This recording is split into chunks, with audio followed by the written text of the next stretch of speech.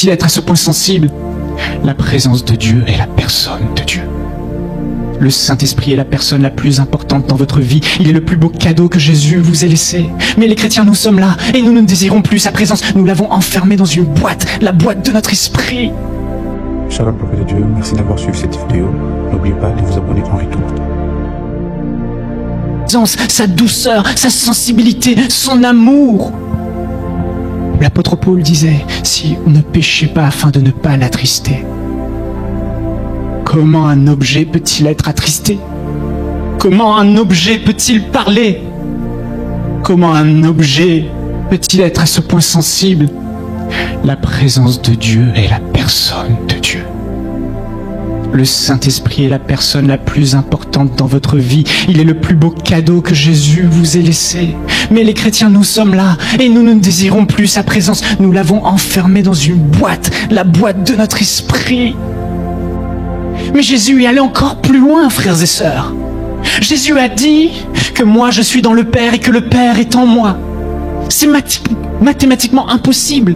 Être dans quelqu'un et que ce quelqu'un soit en lui. Mais Jésus avait en lui et sur lui la présence du Père. Il a dit, voici l'Esprit du Père, l'Esprit du Seigneur est sur moi. Le Saint-Esprit est sur moi. Et le Saint-Esprit dans la vie de Jésus avait le Père, véhiculé le Père. Il a allé encore plus loin. Il a dit que là où 2 ou 3 sont assemblés en mon nom, je suis au milieu d'eux. Jésus parlait du Saint-Esprit. Donc, autrement dit, Jésus disait, là où est ma présence, là où est l'Esprit de Dieu, là où est le Saint-Esprit, je suis. Donc, le Père est, le Fils est, Jésus est. Alors, frères et sœurs, pourquoi ne chérissez-vous pas plus, ne chérissons-nous pas plus cette merveilleuse présence qu'est le Saint-Esprit?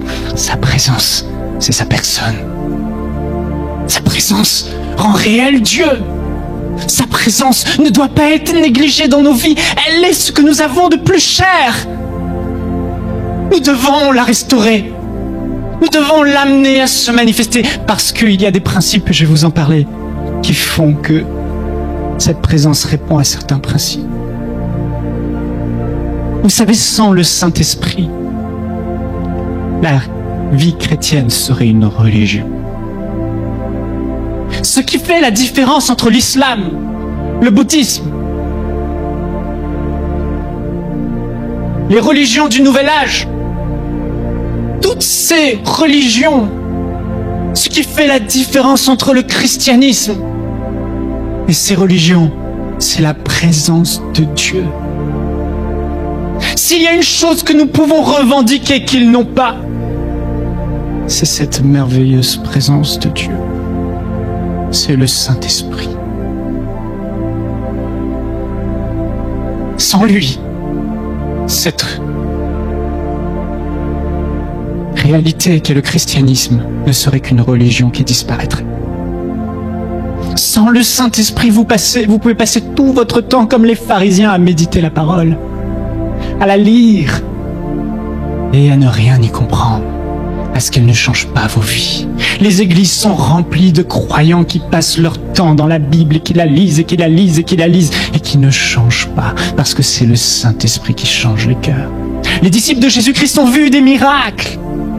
Ils ont vu les aveugles voir, les sourds entendre, les paralytiques marcher. Ils ont même vu Jésus marcher sur l'eau. Mais toutes ces choses ne les ont pas changés. Mais il y a quelque chose qui les a changés. Quand ils ont été trempés dans la présence de Dieu. Quand ils ont reçu la plénitude du Saint-Esprit, quand ils ont été remplis de cette glorieuse présence, leur cœur a été changé, leur caractère a été changé. Ils sont devenus remplis de hardiesse, remplis d'amour, remplis de force. Et le pauvre petit Pierre qui reniait Jésus devant les autres, tout d'un coup était prêt à mourir pour lui. C'est cette présence de Dieu, le Saint-Esprit. Il n'est pas optionnel. Mon frère, ma sœur, il n'est pas optionnel dans ta vie. Il est celui qui va rendre Jésus réel pour toi. Il est celui qui va prendre la parole de Dieu et la rendre vivante et elle sera une véritable nourriture pour toi. La présence du Saint-Esprit. Jésus a dit lui-même, sans lui, je ne peux rien faire. Et il a dit, sans lui, vous ne pouvez rien faire. Il a dit, sans moi, vous ne pouvez rien faire, parce qu'il est dans le Saint-Esprit. Il nous a laissé le Saint-Esprit, et sans le Saint-Esprit, nous ne pouvons rien. Nous sommes des hommes et des femmes ordinaires, incapables de guérir, incapables de convaincre, incapables de sauver, incapables d'être heureux, incapables d'être joyeux, incapables d'être en paix. Il est tout pour nous. Les pharisiens, je m'en souviens quand je lisais leur histoire, étaient remplis de connaissances. Ils connaissaient la Bible, la Torah mieux que quiconque ici. Mieux que quiconque ici. Ils connaissaient tous les passages, l'histoire de Moïse. Ils savaient ce que Dieu avait dit, mais il leur manquait quelque chose, la présence de Dieu. Ils restaient avec leur cœur dur. Ils pensaient être vêtus. Ils pensaient savoir. Nous avons la connaissance. Mais en réalité, ils étaient nus et pauvres et secs. Frères et sœurs, je ne sais pas où vous en êtes dans votre vie, mais si cette sécheresse vous habite, s'il n'y a pas cette fraîcheur qui vous environne, s'il n'y a pas cet amour qui est là, vous savez ce qui vous manque, c'est la présence de Dieu. Nous ne pouvons pas par nous-mêmes nous approcher de Dieu. Nous ne pouvons pas par nous-mêmes vivre les choses de l'Esprit. Nous avons besoin du Saint-Esprit. Et oui, les églises sont remplies de personnes malades. Les églises sont remplies de personnes pauvres. Les églises sont remplies de personnes à problème. Les églises sont remplies de personnes avec de la dépression. Les églises sont remplies même de personnes qui ont envie de mourir et d'en finir avec leur vie. Et peut-être que c'est ton cas aujourd'hui. Mais Dieu veut te dire, ce dont tu as besoin, c'est sa présence. Il y a des choses que la présence de Dieu seule peut produire dans ta vie. C'est sa présence qui fera la différence. Sa présence, sa présence, sa personne.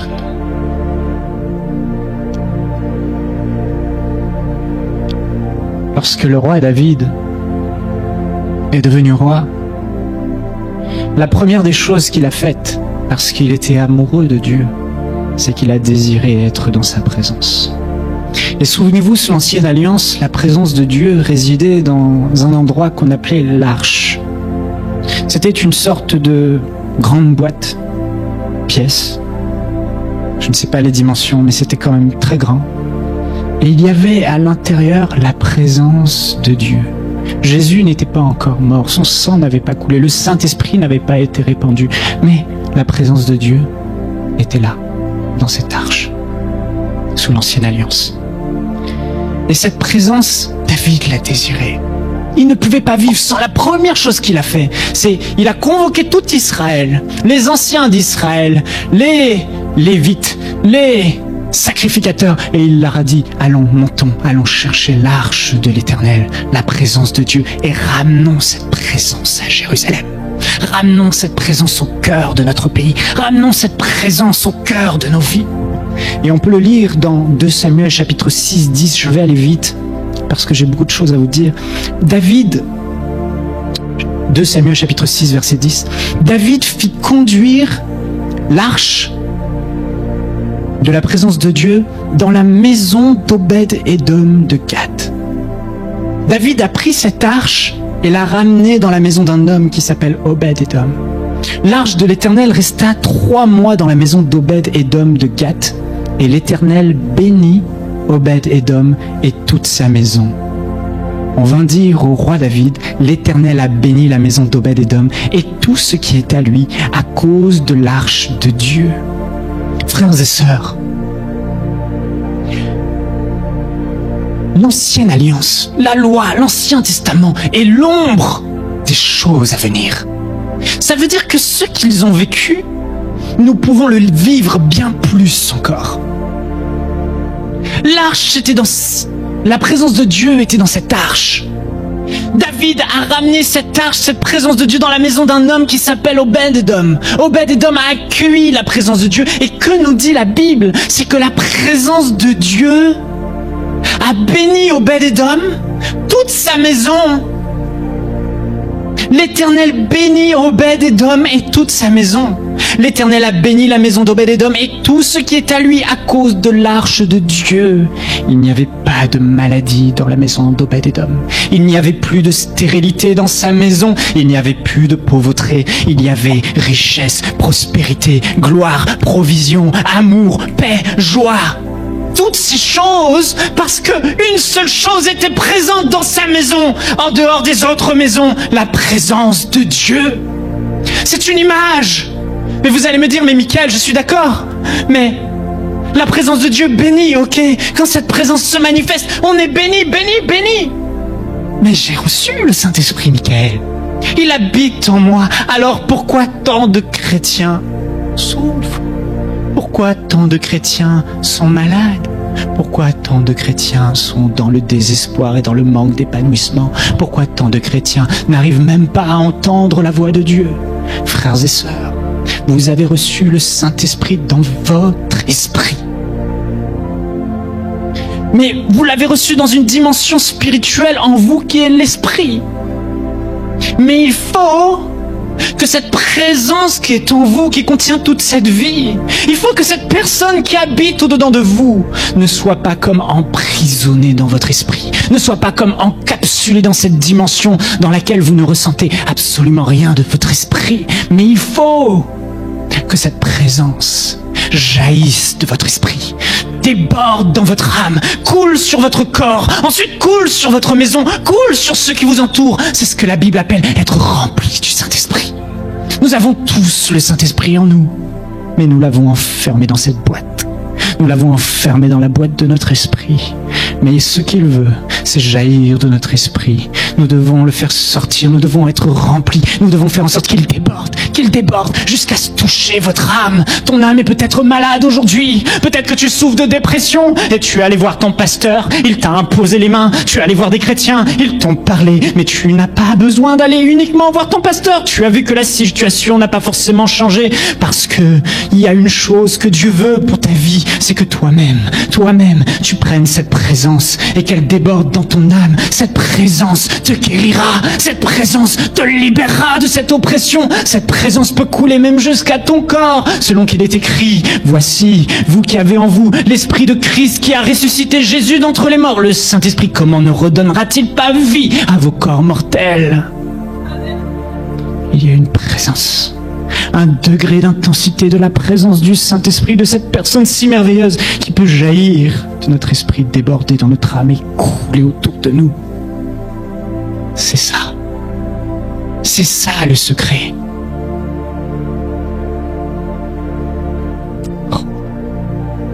Le pasteur dit Amen parce qu'il veut du repos. Et il sait que c'est la solution. Il ne peut pas chercher Dieu pour vous. Il ne peut pas aimer Dieu à votre place. Il ne peut pas chérir la présence de Dieu à votre place.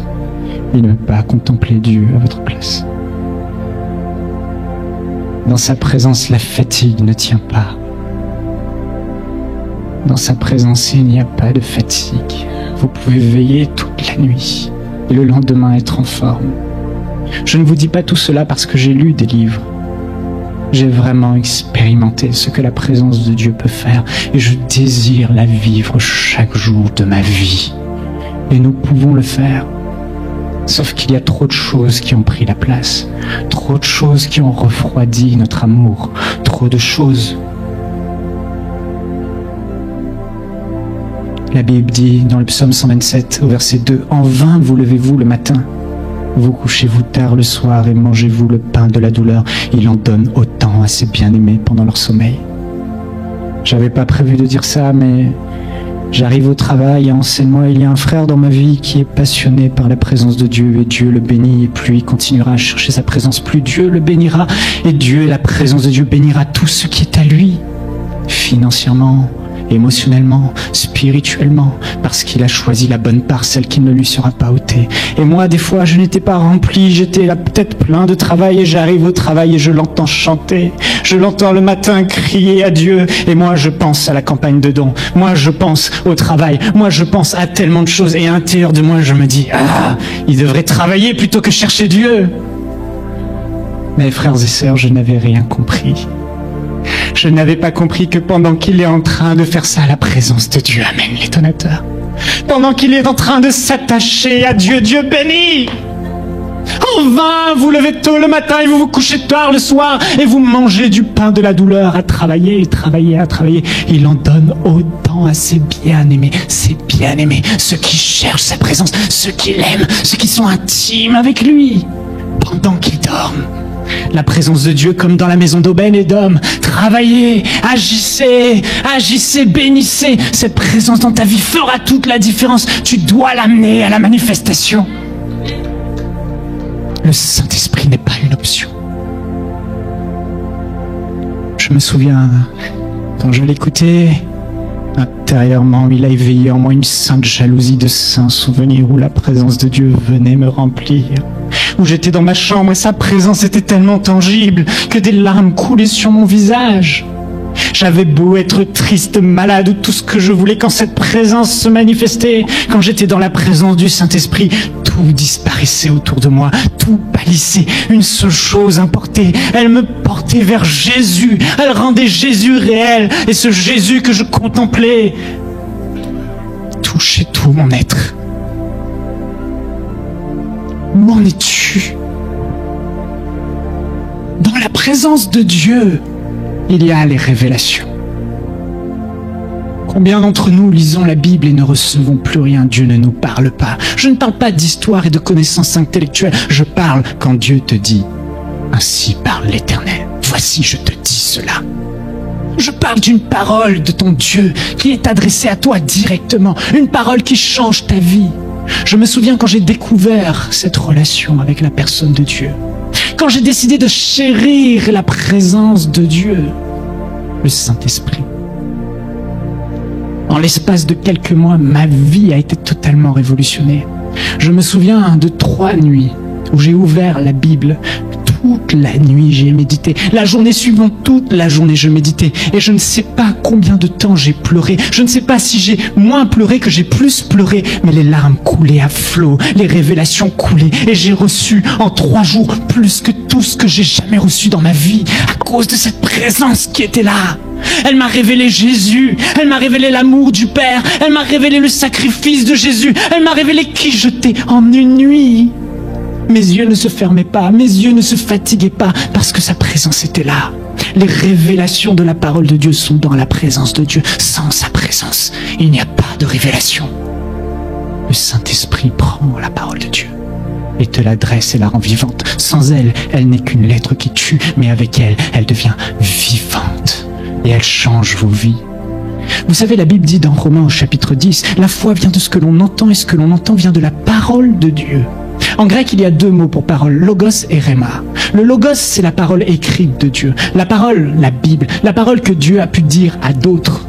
Mais rhéma, ici, c'est le mot rhéma. La foi vient de ce que l'on entend du rhéma de Dieu.